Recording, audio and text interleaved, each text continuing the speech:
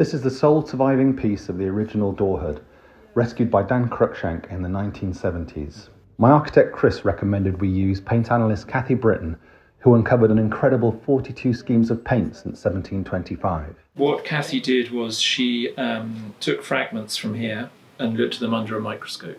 And we analysed all the layers of paint to see how many coats there were and how many schemes, but also to find the original colour, which then matched to a linseed oil paint.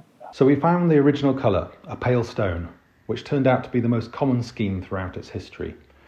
But we also found a surprising and unusual technique 10 schemes in, roughly the mid to late 18th century, which we're also going to try to recreate. Information that's come for us has been pretty amazing, hasn't it? So it's stone colours, but also as somebody who found had sand, didn't you? So sand and texture, which you read about in textbooks of the 18th century. So your timber to be painted to look like stone, but then you enhance that the illusion by putting in sand, stone.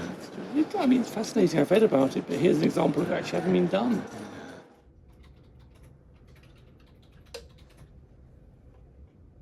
That's the famous sanded layer, where you can see in a sort of very neat line the sand sort of laid along this layer rather than being too jumbled up in there.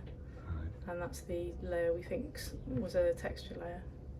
So the thing is, the paint is full of information, archaeology, but some of it has to go to reveal the quality of the carving.